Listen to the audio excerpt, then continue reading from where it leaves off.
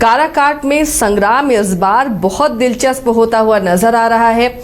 Bhojpuri star और singer Pawan Singh की पत्नी ज्योति सिंह भी यहां चुनावी मैदान में है, तो इस बार मुकाबला उनके मैदान में उतरने से क्या दिलचस्प होता हुआ नजर आ रहा है और क्या आमने सामने की ये फाइट कई कोणों में तब्दील होती हुई दिख रही है। रंजन जी, अगर काराकाट को स्कैन करते हैं तो क्या यहाँ ज्योति सिंह एक फैक्टर बन पा रही हैं, बड़ी फैक्टर बन पा रही हैं? क्योंकि देखिए महिलाओं ने फर्स्ट फेज में ज़्यादा वोट किया है, तो क्या महिला सिंपैथी भी ज्योति सिंह के साथ रहेगी? देखिए, ज्योति सिंह जब पवन सिंह के चुनाव के लिए काराकाट आई थी लोकसभा चुनाव के दौरान, उसके बाद वो इसी क्षेत्र में रह गई। आप काराकाट की बात कर लीजिए, नवीनगर, डेहरी, इसी क्षेत्र में वो सक्रिय रही, यहीं पर काम करते रही, तो वो उन्होंने अपनी कंस्टिट्यूएंसी में एक अच्छा खासा वक्त गुजारा है, तो इसीलिए उनकी पकड़ भी उस लिहाज से बनी है। लेकिन क्या वो पकड़ इतनी मजबूत है कि उनको वो विधानसभा तक पहुंचा दे, ये देखना जो है वो दिलचस्प होगा, क्योंकि काराकाट में जो है दिग्गज लोग भी चुनावी मैदान में उतर गए हैं। यहाँ से जो भाकपा माले की ये सिटिंग सीट है और अरुण सिंह जो है एक बार फिर से प्रत्याशी बनाए गए हैं। अरुण सिंह की अगर हम बात करें तो काराकाट से उनको अब तक 4 बार जीत मिल चुकी है। और काराकाट के जब आप बैकड्रॉप में जाएंगे, पीछे देखेंगी, तो आपको दिखेगा कि यहाँ लेफ्ट का एक इम्पैक्ट, एक असर जो है वो रहा है। और अरुण सिंह जो है निश्चित तौर पर एक मजबूत दावेदार के तौर पर एक बार फिर से चुनावी मैदान में हैं।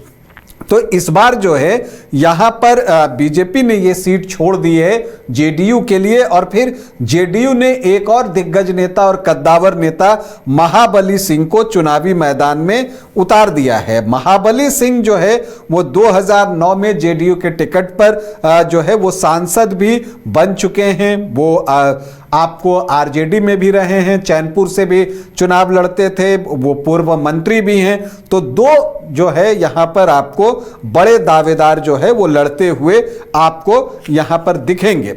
अब इसमें ज्योति सिंह कितना अपने लिए जगह बना पाती हैं, ये उनके लिए एक नया चैलेंज होगा। योगेंद्र सिंह जनसुराज पार्टी के प्रत्याशी हैं, वो भी यहाँ पर चुनावी मैदान में हैं। और यहाँ अगर आप देखिए तो अनुसूचित जाति के वोटर्स भी 17.5% से ज़्यादा हैं, तो बीएसपी ने भी यहाँ से टिकट दिया है वंदना राज को, वो भी चुनाव लड़ रही हैं। और निर्दलीय वंशीधर सिंह भी ताल ठोक रहे हैं। इनफैक्ट कुल 13 उम्मीदवार जो है काराकाट के चुनावी अखाड़े में उतर चुके हैं। अब अगर हम 2020 को देखें तो क्या कुछ हुआ था, तो 2020 में यहां से अरुण सिंह, जो कि कुशवाहा जाति से आते हैं, भाकपा माले के प्रत्याशी थे, उनको 48.2% वोट आए थे। और उन्होंने बीजेपी के राजेश्वर राज को, जो कि ब्राह्मण जाति से आते हैं, उनको 18,189 वोटों से पराजित किया था। राजेश्वर राज को जो है 37.5% से कुछ ज़्यादा वोट मिले थे। इसके अलावा अमित सिंह थे, उनको 3.25% से कुछ ज़्यादा, और मालती सिंह उपेंद्र कुशवाहा की पार्टी से थी, उनको लगभग 3% के आसपास वोट आया था। लेकिन जब आप इन दोनों को भी बीजेपी के वोट के साथ ऐड ऑन कर दीजिए, तब भी अरुण सिंह को एक क्लियर कट लीड यहां पर दिखती है। अब अगर आप देखिए कि यहां पर क्या कुछ हो सकता है, चूंकि यहां पर लेफ्ट का एक प्रभाव रहा है, तो उसका जो एक बेस वोट है वो लगभग आप देखिएगा कि वो 12 से 15% तो उसका अपना बेस वोट है। और इसके साथ जो है जब आरजेडी का वोट बेस उसके साथ जुड़ता है, एमओआई समीकरण जब उसके साथ जुड़ जाता है, तो 25.5 से 26.5% वोट वो भी जुड़ जाता है। तो अगर इतना हो जाता है तो वो उसे 43-44% तक पहुंचा देता है। और फिर कुछ और वोट जोड़कर पिछली बार भी 48% वोट आया था। तो ये सीन यहां पर दिखता है।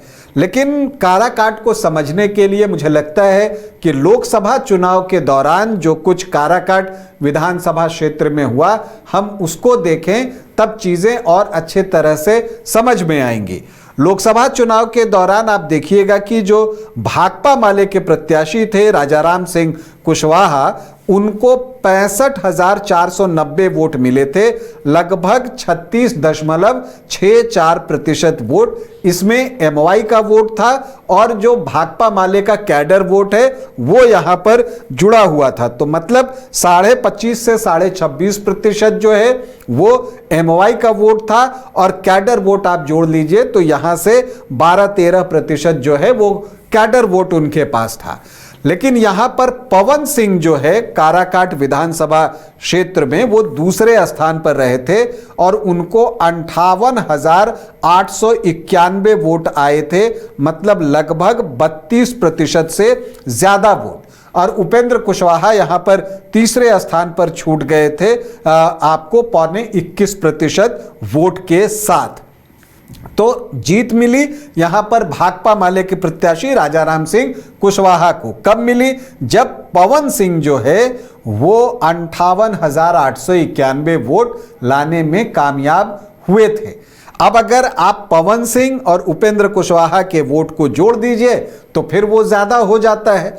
तो क्या ज्योति सिंह इतना वोट ला पाएंगी कि जितना पवन सिंह को इस विधानसभा क्षेत्र में वोट मिला था? क्योंकि पवन सिंह पावर स्टार हैं, उनकी अपनी एक फैन फॉलोइंग है जो अक्रॉस द कास्ट भी है, तो उनको वहां पर ज्यादा वोट मिले थे। क्या ज्योति सिंह की पहुंच उन वोटों तक हो गई है?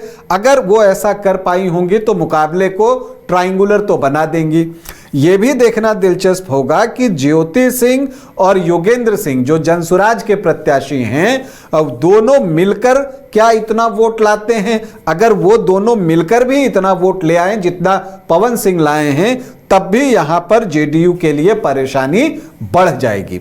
और अगर ऐसा नहीं कर पाते हैं तब फिर मुकाबला आमने सामने का होगा अरुण सिंह और महाबली सिंह के बीच में। तो ज्योति सिंह का प्रदर्शन जो है इस चुनाव पर बड़ा इंपैक्ट डालना जा रहा है, क्योंकि अगर देखिए ट्रायंगुलर फाइट में भी अगर उनको जीतना है तो उनको कम से कम 35 से 37% वोट लाना होगा। क्या इतना समर्थन उनको प्राप्त है, यह देखना दिलचस्प होगा। लेकिन यह मानना होगा कि क्षेत्र में सक्रिय वो रही हैं, लोगों से जनसंपर्क किया है, लोगों के बीच रही हैं, तो इसका एडवांटेज तो उनको मिल सकता है।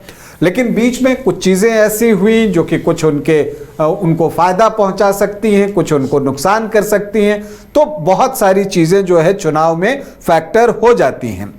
तो यहां पर अगर आप देखिए तो अरुण सिंह और महाबली सिंह के बीच मुझे कांटे का मुकाबला दिखता है। ज्योति सिंह इसको त्रिकोणीय बनाने की पूरी कोशिश कर रही हैं। अब तो बहुत वक्त रहा नहीं, अगर मुकाबला त्रिकोणीय बन जाता है तब तो फिर जीत किसी की भी हो सकती है और आमने सामने का मुकाबला भी होता है, तब मुकाबला कांटे का होगा। क्योंकि यहाँ के जातीय समीकरण को हम देखें तो एससी 17.61%, मुस्लिम 8.6%, यादव 17 से 18%, तो एमवाई 25.5 से 26.5%, राजपूत 11 से 12%, भूमिहार 2 से 3% और ब्राह्मण 7.5 से 8%। तो सामान्य जाति के 20 से 22% वोट है। इन्हीं वोट पर ज्योति सिंह की भी नजर है, योगेंद्र सिंह भी नजर लगाकर रखे होंगे। और कितना इसमें इसके अलावा लवकुश के वोट भी जो हैं वो 15 से 16% है। वहां एक बंटवारा दिखता है क्योंकि दो बड़े कुशवाहा नेता तो ऐसे भी आमने सामने हैं, अरुण सिंह भी और महाबली सिंह भी, तो वो देखना होगा। और वैश्य यहाँ 10 से 11% हैं जो कि परंपरागत रूप से एनडीए को वोट करते रहे हैं। तो इन चीजों पर परिणाम निर्भर करेगा कि यहां से ज्योति सिंह और योगेंद्र सिंह मिलकर कितना वोट ला पाते हैं। क्या ज्योति सिंह 35-36% वोट ले आती हैं? अगर वो इतना लाती हैं तो फिर उनके लिए भी जीत के द्वार खुल सकते हैं। तो काराकाट में एक आप कह सकते हैं कि दिलचस्प मुकाबला जो है वो हम सब का इंतजार कर रहा है। तो काराकाट विधानसभा की ये कहानी और दिलचस्प मुकाबला अब 14 तारीख को ये तय होगा कि यहाँ की जनता किस पर अपनी मुहर लगाती है और कौन जीतता है।